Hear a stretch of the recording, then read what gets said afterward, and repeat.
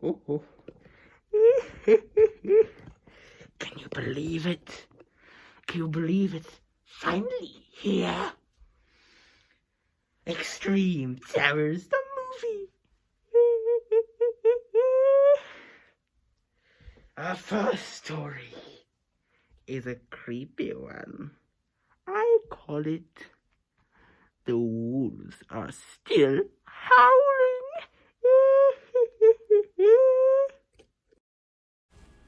Now, isn't this a creepy one? Let us see. So, we begin in the forest where the wolf from the howling begins to continue prowling. After becoming a werewolf, he couldn't quite control himself. He, or I guess it now, kept crawling and running throughout the forest, causing mayhem.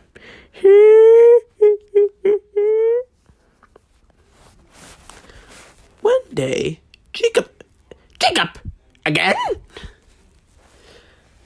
Why does he get to be the focus of so many stories? Went into the forest to find out what was up, only to find the wolves are still howling. Wink, wink, title reference, title drop. Because as it turns out, there are multiple werewolves.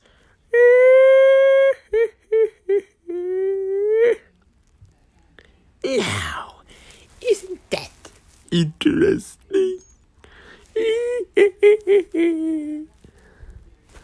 But anyway, where did I live? Ah, yes. So our story continues on. Jacob decided to run.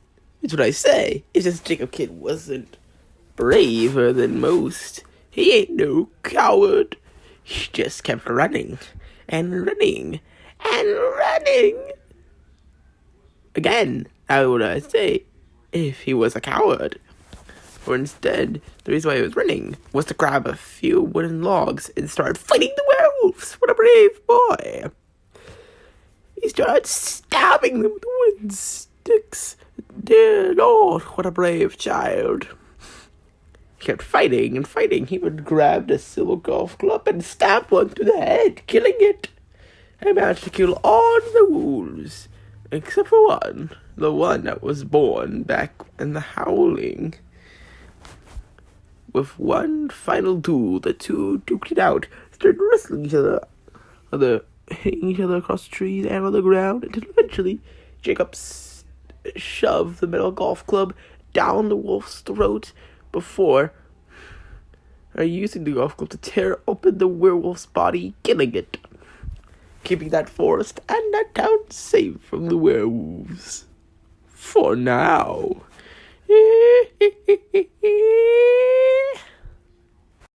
Ooh. You thought that was the creepiest one yet? You're wrong. This next one is creepier. It is that Notre Dame bell is ringing gargoyle. That's right, we kicked it off a sequel to the Howling, and now it's also the sequel to the Gargoyle of Notre Dame. As you can tell, every story told is a continuation of a previous story.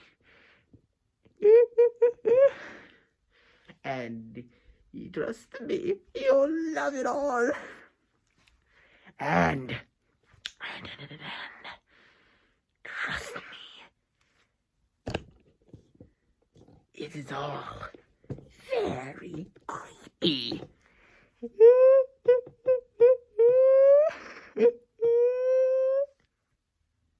This story begins when a group of friends go along to the Notre Dame Cathedral. Why did they go there?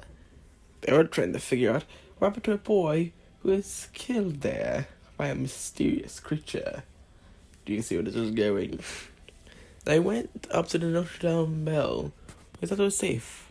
When they heard something coming from the bell, looked up, only to see something calling out. Green, scaly, with some wings and yellow horns and sharp teeth.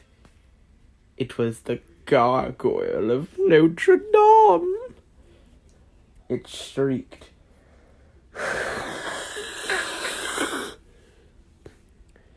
They ran and hit it with a sledgehammer that was just lying around.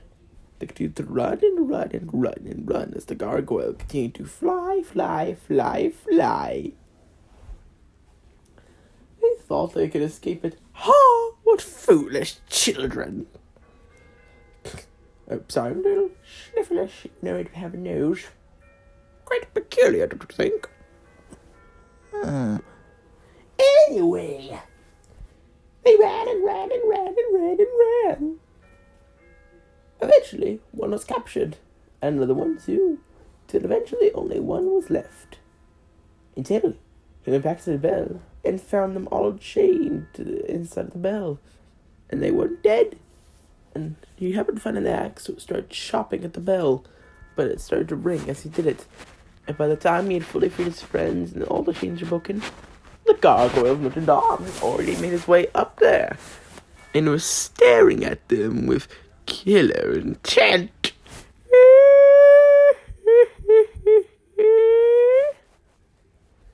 But just one tiny little problem. They weren't scaredy cats. They grabbed a metal pipe and hit him over the head with it. He continued to run, run, and run, eventually escaping the gargoyle. Well, as they managed to leave Notre Dame, flying off to who knows where, as they continued down into the bell.